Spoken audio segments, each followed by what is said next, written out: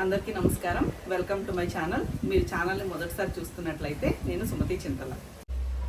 మన ఛానల్లో cooking videos చేసి చాలా రోజులు అయిపోయిందండి. సో అందుకని మన తోటలో వచ్చిన ఒక వెజిటేబుల్తో నేనైతే ఈరోజు మీకు ఒక మటన్ కర్రీ డిష్ అయితే చూపించాలనుకుంటున్నాను. ముందుగా అసలు ఏం వెజిటేబుల్ వచ్చింది, ఏ వెజిటేబుల్తో నేను మటన్ కర్రీ చేస్తున్నానో చూసేద్దాం. ఇది చెట్టు చెమ్మ మొక్క అండి.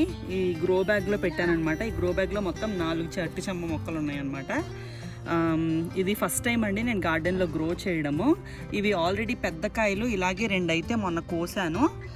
బట్ ఇవి కూడా కొంచెం రెడీ అవుతున్నాయి కూరకి అవ్వడానికి. ఆ 2 కాయలు సరిపోవని చెప్పేసి ఇవి కూడా హార్వెస్ట్ చేస్తున్నాను.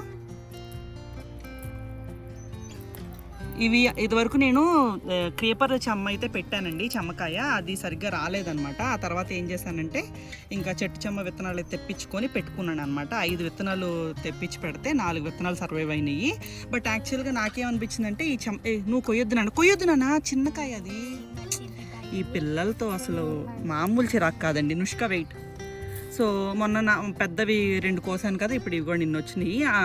ఈ తీగ చెమ్మకి నాకు రాలేదన్నమాట కాయలు సరిగ్గా. అప్పుడు నేను ఏంటంటే చెట్టు చెమ్మ తెప్పించుకొని పెట్టాను. నేనైతే ఫస్ట్ టైం పెంచుతున్నానండి ఇది. బట్ యాక్చువల్గా చాలా లేట్గానే కాపు వచ్చిందని చెప్తాను. 3 months టైం పట్టిందనమాట కాపు రావడానికి. వచ్చిన కాపు స్టార్ట్ అయింది, ఫ్లవరింగ్ స్టార్ట్ అయ్యి కాయ వస్తున్న కాడి నుంచి మాత్రం బాగా వచ్చేస్తున్నాయి అనమాట. నాకైతే ఇలాంటివి మేము తక్కువే తింటామండి. మా చిన్నప్పుడు ఎప్పుడో అమ్మ ఒకసారి మా తోటలో పెంచితే తిన్నాను. మళ్ళీ ఇన్నేళ్ళకి ఇప్పుడు నేను పండించుకున్న తర్వాత ఈ చెమ్మకాయలు తింటున్నాను అనమాట. సో ఇలాగ ఒక 4 మొక్కలు పెట్టుకుంటే ఫ్యామిలీ ఆఫ్ 4కి అయితే సరిపోతాయండి. మనకు వారానికి ఒకసారి వచ్చినా చాలన్నమాట. అంటే ఎక్కువ తినలేము ఇవి. సో ఇప్పుడు ఈ చెమ్మకాయలతో నేను ఒక రెసిపీ అయితే చేసి చూపిస్తాను. చూసేద్దాం రండి. ఇదిగోండి మనం చేసే కర్రీకి కావాల్సిన ఇంగ్రీడియంట్స్ అయితే నేను ఇక్కడ చూపిస్తున్నాను.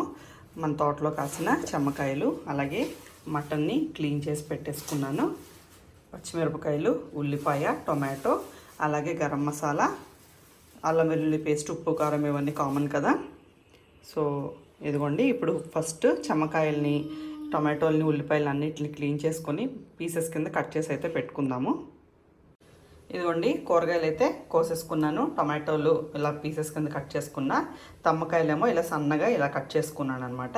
ఉల్లిపాయ, పచ్చిమిరపకాయ నిల్లుగా చీరుకున్నాను. సో ఇప్పుడు పొయ్యి మీద నేను ఇప్పుడు మటన్ కర్రీ కాబట్టి ఇది.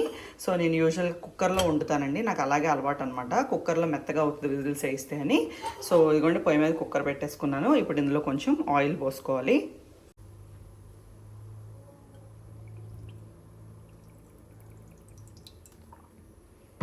ఇప్పుడు ఆయిల్ వేడెక్కిన తర్వాత ఫస్ట్ ఉల్లిపాయ, పచ్చిమిరపకాయలు వేపేసుకుంటామండి. ఆయిల్ వేడెక్కిందండి. సో ఫస్ట్ ఉల్లిపాయ, పచ్చిమిర్చి అయితే వేసేస్తున్నాను.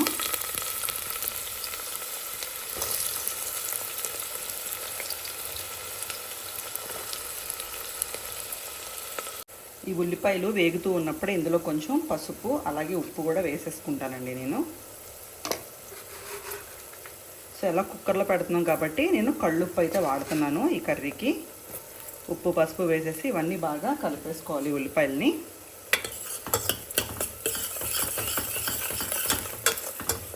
ఇప్పుడు ఉల్లిపాయలు వేగిపోయిన తర్వాత ఇందులో ఫస్ట్ నేను అల్లం వెల్లుల్లి పేస్ట్ వేసేస్తానండి.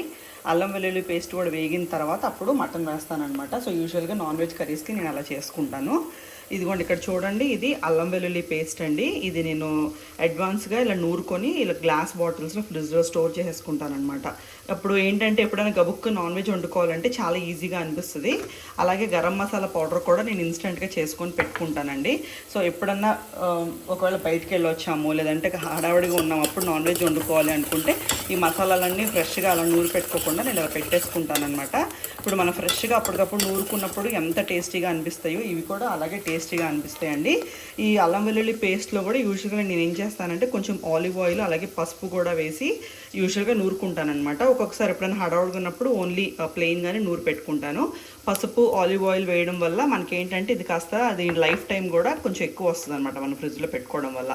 సో అలా ఇన్స్టెంట్గా చేసి అయితే పెట్టుకుంటాను. ఇదిగోండి ఈ స్టేజ్లో నేనైతే అల్లం వెల్లుల్లి పేస్ట్ వేసేస్తున్నాను.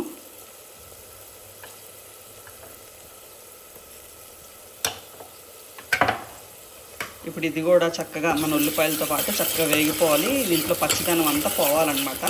మీకు వేగుతున్నప్పుడే మంచి సువాసన వచ్చేస్తుంది. ఆ సువాసన వచ్చేంత వరకు కాస్త వేపుకోవాలి. ఇప్పుడు మటన్ వేసేస్తున్నానండి.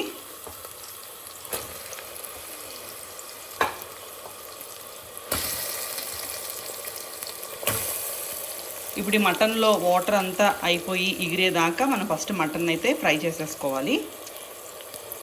మటన్ ఉడికి ఈ స్టేజ్లో ఉన్నప్పుడు నేను ఫస్ట్ చెమ్మకాయలు అయితే వేస్తున్నానండి. చెమ్మకాయలు కూడా కొంచెం ఉడికిన తర్వాత అప్పుడు టొమాటోస్ వేస్తాను. చెమ్మకాయలు కాస్త వేగిన తర్వాత ఇప్పుడు టమాటోస్ అయితే వేసేస్తున్నానండి.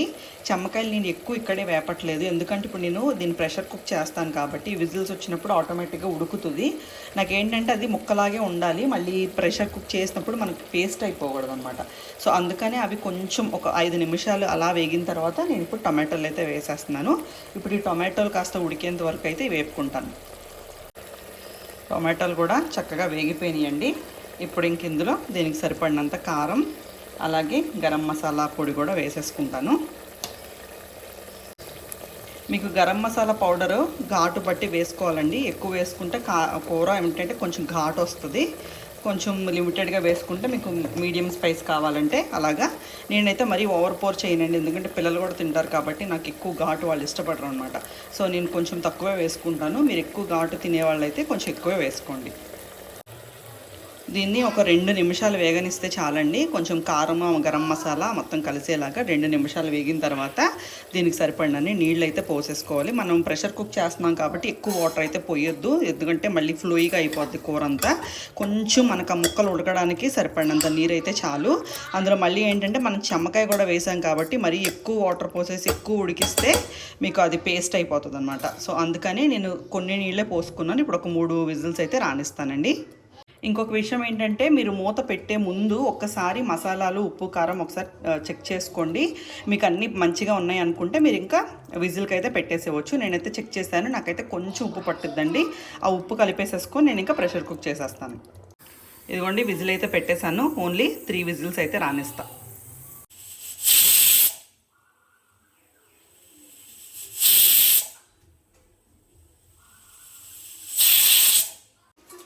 విజిల్స్ అయిపోయిన తర్వాత మీకు ఓపెన్ చేసి చూస్తే ఇదిగోండి కర్రీ అయితే ఇలా ఉండిందనమాట. ఇప్పుడు కొంతమంది ఒక్కొక్కసారి ఏంటంటే మనకి ఇలా కన్సిస్టెన్సీ సరిపోతుంది అనమాట. కొంతమంది ఈ మాత్రం గ్రేవీతో అయితే దించుకుంటారండి, బట్ నాకు ఇలా ఉంటే ఇష్టం ఉండదు అనమాట. నాకేంటంటే కొంచెం దగ్గరగా అయిపోవాలి. సో మనం యూజువల్గా ప్రెషర్ కుక్ చేసినప్పుడు కరెక్ట్ ఎగ్జాక్ట్గా ఇగురులాగా చేసుకోలేమన్నమాట. సో ఇప్పుడు నేను ఏం చేస్తానంటే కొంచెం ఆ పల్చగా ఉన్న గ్రేవీ అంతా థిక్ అయ్యేంత వరకు కాస్త స్టవ్ ఆన్ చేసి పెట్టేసేసి లాస్ట్లో కొంచెం కొత్తిమీరతో అయితే గార్నిష్ చేసేసుకుంటాను.